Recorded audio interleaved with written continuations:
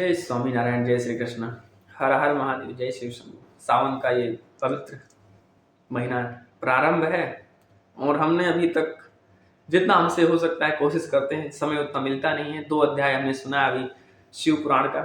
आज हम तीसरा अध्याय श्रवण करेंगे ठाकुर जी का, अपने भोलेनाथ का नाम लेकर, क्योंकि हमारे भोले तो भोले हैं ही, बहुत भोले हैं भोलेनाथ। हम कथा प्रारंभ करने से एक बात बताते हैं आपको। एक बार भगवान शंकर और माता पार्वती ऐसे आकाश में भ्रमण कर रहे थे, तो भगवान शंकर कई कई स्थानों पे प्रणाम कर रहे थे, दंडोत प्रणाम करके निकल रहे थे। तो माता पार्वती ने पूछा कि हे स्वामी, आप ऐसे हर जगह पर प्रणाम क्यों करते हो, दंडोत क्यों करते हो? तो भगवान शंकर ने कहा कि देवी, बात ऐसी है कि जो ये जिन जगह पे मैं प्रणाम कर रहा हूँ, दंडोत प्रणाम कर रहा हूँ, नमस्कार कर रहा हूँ, इस जगह पर आने वाले समय में या तो मंदिर बनेगा या फिर वहां श्रीमद् भागवत, श्री रामचरितमानस, भगवान की भक्ति, भगवान की कथा यहां होगी। और जिस जगह पर मैं प्रणाम कर रहा हूं, यहां पर पहले मंदिर था, पहले कथा हो चुकी है।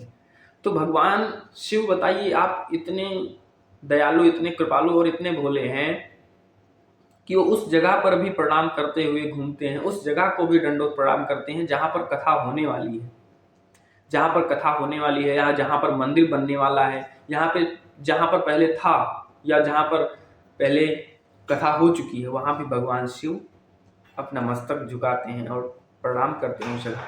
इतने भोले और इतने महान है हमारे ठाकुर, हमारे भोले। तो इनको ऐसे ही भोलेनाथ नहीं कहा जाता है, क्योंकि सच में वो भोले हैं। तो हम आज तीसरा अध्याय प्रणाम करते हैं। आपको छोटी सी एक कथा हमने ठाकुर जी की सुनाई भोलेनाथ की, इसलिए कि इतने भोले हैं वो, हर जगह प्रणाम करते हैं। और हम आज तीसरा अध्याय श्रवण करेंगे शिव पुराण का।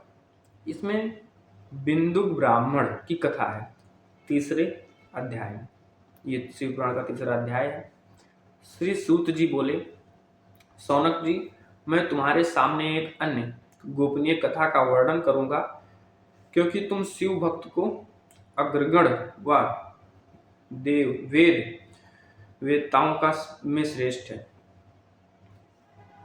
श्री सूत जी सौनक जी को एक गोपनीय कथा सुनाने के लिए कहते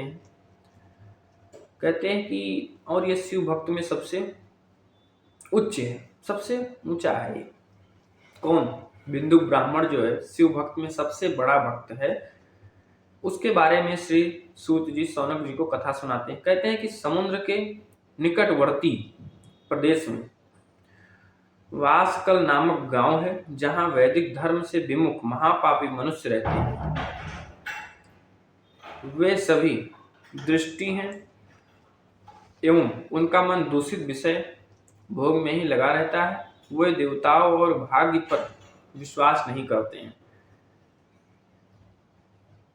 वे सभी कुटिल वृत्ति वाले हैं, किसानी करते हैं और विभिन्न प्रकार के अस्त्र शस्त्र रखते हैं। वे व्यभिचारी हैं। वे इस बात से पूर्णतया अनजान हैं कि ज्ञान, वैराग्य तथा सरधर्म ही मनुष्य के लिए परम पुरुषार्थ है। वे सभी पशु बुद्धि हैं। अन्य समुदाय के लोग भी उन्हीं की तरह बुरे विचार रखने वाले धर्म से विमुख हैं। वे नित्य कुकर्म में लगे रहते हैं एवं डूबी कुटिल सोच और गलत विचार में लगे रहते हैं। वे सभी सद्व्यवहार तथा सदा विचार से सर्वथा शून्य हैं। वह सिर्फ दुष्टों का निवास है। सूत जी सौनक जी को बोलते हैं कि एक प्रदेश है, उस प्रदेश का नाम है वासकल, नाम का प्रदेश है। वहां पर वैदिक धर्म के जितने भी वहां पे निवास करने वाले, उस प्रदेश में जितने भी लोग रहते हैं, वो सब धर्म से विमुख है, भक्ति से विमुख है। उनको भक्ति भाव से कोई मतलब ही नहीं है। धर्म क्या है पता ही नहीं है। उनको भगवान में विश्वास ही नहीं है, पाप पुण्य में विश्वास ही नहीं है। उनकी जो बुद्धि है, दिमाग है, उस कैसी है? पशु जैसी है। पशु के जैसी उनकी बुद्धि हो चुकी है। वो अनजान है, पूर्णतया वो अनजान है। उनको कुछ पता नहीं है कि भगवान नाम की कोई बात है, भगवान है। उनको इस बात से कोई भी मतलब, कोई पता ही नहीं है। और उनका जो विचार है हमेशा गलत है। वह धर्म के विमुख हो चुके, उनको कुछ पता नहीं है। वस्कल नामक गांव में विंदु नामक का एक ब्राह्मण रहता था। वह अधर्मी, दुरात्मा एवं महापापी था। उसी गांव में ब्राह्मण जी जो हैं, वेंदु नाम था उनका, वो उस गांव में निवास करते थे। लेकिन वो ब्राह्मण जी जो थे वो भी महापापी थी, दुष्कर्मी थे। उसकी स्त्री बहुत सुंदर थी, उसका नाम चंचुला था। वह सदा उत्तम धर्म का पालन करती थी, परंतु बिंदु वैश्यागमी तथा इस तरह कुकर्म करते और बहुत समय व्यतीत हो गया। उनकी पत्नी चंचला थी, बहुत ही भगवान को मानने वाली, बहुत ही ठाकुर जी के निकट रहने वाली थी। परंतु जो ब्राह्मण महाराज थे, पंडित जी थे, वो तो कुकर्म करते थे, गलत विचार वाले थे। ऐसा करते हुए उनको बहुत समय व्यतीत हो गया था। उसकी स्त्री काम से पीड़ित होने पर भी स्वधर्म नाश के भय के कलेश सहकर भी काफी समय तक धर्म भ्रष्ट नहीं हुई। देखिए, पत्नी जो थी, जो भगवान का भक्त है, उसकी परीक्षा ठाकुर जी तो लेते ही, भगवान भोलेनाथ उसकी परीक्षा लेते हैं। तो उसकी पत्नी क्या किया, वह थोड़ा शरीर से पीड़ित रहती थी, उसका स्वस्थ अवस्था नहीं रहता था। फिर भी वो ठाकुर जी के भय से कि हम कहीं अपने धर्म से अलग ना हो जाएं, कहीं हम भगवान की भक्ति से दूर ना हो जाएं, इसलिए वह निरंतर ठाकुर जी की सेवा करती रहती थी। परंतु आगे चलकर वह भी अपने दुराचारी पति के आचरण से प्रभावित होकर दुराचारणी और अपने धर्म से विमुख हो गई। देखिए, संगत का असर पड़ता है, ये पहले से चला आ रहा है, चलता जा रहा है। संगत का असर पड़ता ही पड़ता है। उसका पति दुराचारी, दुष्कर्मी था ही। पत्नी डरती थी कि मैं अपने रास्ते से विमुख न हो जाऊं, कहीं हमारी भक्ति, हमारी साधना निकल ना जाए। तो वो पीड़ित होते हुए भी ठाकुर जी का ध्यान लगाती रहती थी। लेकिन आगे चलकर वह भी अपने पति के जैसे हो गई, दुराचारी, दुष्कर्मी हो गई वो भी, और अपने धर्म से विमुख हो गई, शिव की भक्ति को भूल गई वो भी, और वो भी अपने पति के साथ गलत कामों में लग गई। इस तरह दुराचार में डूबे उन पति पत्नी का बहुत सारा समय व्यर्थ बीत गया।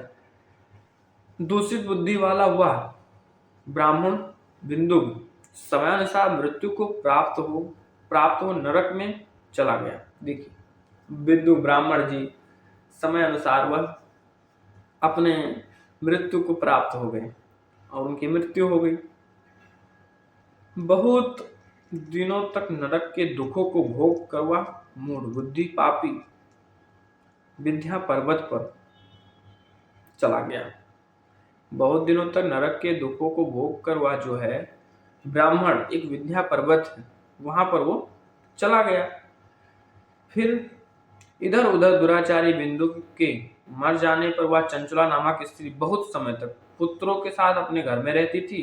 पति की मृत्यु के बाद वह भी अपने धर्म से गिरकर पर पुरुष का संग कर तप है, ये माला करना, पहाड़ों में जाके ध्यान करना, उपवास रखना, इससे बड़ा तप क्या है? जब हमारा बुरा समय आता है और उस बुरे समय में हम गलत रास्ते पर नहीं जाते हैं, वही हमारा सबसे बड़ा तप है।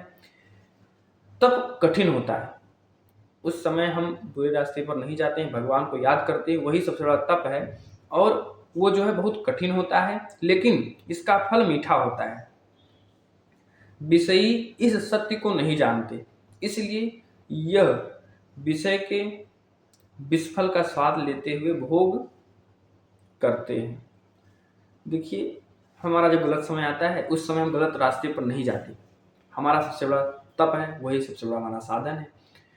और जो तप और साधन का फल है बहुत मीठा होता है। लेकिन विषयी जो है ना, जो ऐसे गलत समय में हो जाता है, उसको हम समझ नहीं पाते, और हम जो समझ नहीं पाते इसलिए हम उस गलत विचार का जो स्वाद है उसका हम फल लेते हैं, उसका स्वाद लेते हैं हम उस समय। किसका? विषय गलत विचारों का स्वाद लेते हैं, क्योंकि हम समझ नहीं पाते ना, इसलिए। तो एक दिन देव योगी के किसी पुण्य पर्व के आने पर वह अपने भाई बंधुओं के साथ गोकर्ण क्षेत्र में गई। उसने तीर्थ जल से स्नान किया एवं बंधुजनों के साथ यत्र तत्र घूमने लगी। घूमते घूमते वह एक देव मंदिर में गई। वहां उसने एक ब्राह्मण के मुख से भगवान शिव की परम पवित्र एवं मंगलकारी कथा सुनी। कथावाचक ब्राह्मण कह रहे थे कि जो स्त्री दुराचारी है, गलत विचार करने वाली है, वे मरने के बाद जब यमलोक जाती है तब यमराज के दूत उन्हें तरह तरह के यंत्रणा देते हैं, तरह तरह के जो है मतलब सजा देते हैं, उनको उनको तकलीफ देते हैं। वे उसके कामांगों को ताप्त लोहे दंडों से दागते हैं। कैसे वो गरम गरम लोहा करके हमारे शरीर में करते हैं, उसको बोलते हैं दागते हैं ना। तो वही होता है जब जो स्त्री गलत विचार गलत आचरण करती हैं वहां ऐसा किया जाता है उनके अंगों पर। तब तो लोहे के पुरुष से उसका संसर्ग कराते हुए और सारे दंड इतनी वेदना देने वाले होते हैं कि जीव पुकार पुकार कर कहता है कि अब वह ऐसा नहीं करेगा, लेकिन यमदूत उसे छोड़ते नहीं हैं। कर्मों का फल तो सभी को भोगना पड़ता है। देव ऋषि मनुष्य सभी इससे बंधे हुए हैं। ब्राह्मण के मुख से यह वैराग्य बढ़ाने वाली कथा सुनकर चंचला भय से व्याकुल हो गई। कथा समाप्त होने पर सभी लोग वहां से चले गए। तब कथा बांचने वाले ब्राह्मण देवता से चंचला ने कहा, ब्राह्मण, धर्म को न जानने के कारण मेरे द्वारा बहुत बड़ा दुराचार हुआ है। स्वामी, मेरे ऊपर कृपा कर मेरा उद्धार कीजिए।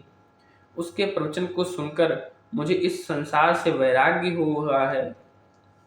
जो ब्राह्मण जी का प्रवचन था, शिव पुराण था, उसको सुना पर जो चंचला जी ने सुना, उन्होंने जाकर ब्राह्मण महाराज से बोला, हमने अनजाने में बहुत बड़ा पाप हो गया है और अब हमको इस रास्ते से निकालिए आप, और हमें अब वैराग्य हो गया है। मुझ मूढ़ चित्त वाली पापनी को धिक्कार है। मैं निंदा के योग्य हूँ। मैं बुरे विषय में फंसकर अपने धर्म से विमुख हो गई थी। कौन मुझ जैसी कुकर्मी में मन लगाने वाला पापनी का साथ देगा? जब यमदूत मेरे गले में फंदा डालकर मुझे बांध कर ले जाएंगे और नरक में मेरे शरीर के टुकड़े करेंगे, तब मैं कैसे उन महायातनाओं को सहन कर पाऊंगी? मैं सब प्रकार से नष्ट हो गई हूँ, क्योंकि अभी तक मैं हर तरह से पाप में डूब रही थी। ये चंचला जी उस ब्राह्मण देवता से बोल रही हैं, हे ब्राह्मण, आप मेरे गुरु हैं, आप ही मेरे माता पिता हैं। मैं आपकी शरण में आई हूँ। मुझे अबला का अब आप ही उद्धार कीजिए। ब्राह्मण देवता से चंचला जी कहती हैं, अब आप ही हमारा उद्धार कीजिए। सूत जी कहते हैं शौनक जी से, इस प्रकार विलाप करती हुई चंचला ब्राह्मण देवता के चरणों में गिर पड़ती है। तब ब्राह्मण ने उसे कृपा पूर्वक उठाया। देखिए, बाकी अब हम चौथे अध्याय में श्रवण करेंगे। चंचला जी की शिव कथा सुनने में रुचि और शिवलोक का गमन, ये चौथे अध्याय में हम श्रवण करेंगे और सुनेंगे। देखिए, हम अनजाने में कितना पाप करते हैं, हमको ये सोचना चाहिए। इसीलिए हमको बहुत जरूरी है शास्त्र, हमको अपना वेद ये सब पढ़ना चाहिए। चंचला जी का क्या हुआ?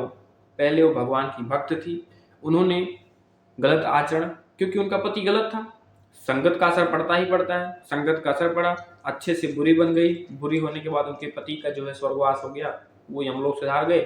तो उनका क्या हुआ? पराये मर्द के साथ रहना, गलत विचार गलत आचरण करना। अब गलत आचरण करने से पाप तो बढ़ता ही बढ़ता है, तो वो पाप करने लगी। उसके बाद में जब वह गई और भगवान शिव का शिव पुराण श्रवण किया, तो उनको अपना जो पाप है वो याद आने लगा। उनको पता चला कि हम जो पाप कर रहे हैं उसका फल क्या मिलने वाला है हमको। तो वह रोती हुई ब्राह्मण देवता के चरणों में पड़ गई और बोला कि प्रभु, हे ब्राह्मण देवता, आप ही मेरी माता हो, आप ही मेरे पिता हो, अब आप मुझे इस पाप से, इस नरक से निकाल सकते हो। ब्राह्मण देवता ने उनको प्रेम पूर्वक उठाया है। अब हम आगे का जो अध्याय, चौथा अध्याय है, आगे वीडियो में देखेंगे और श्रवण करेंगे चंचला जी का वैरागी कैसे होता है और शिव गमन। तो भोलेनाथ हम सब पर कृपा करें। ये सावन का महीना पर्व है, बहुत सुंदर है। जय स्वामीनारायण, जय श्री कृष्ण, हर हर महादेव, जय शिव शंभू।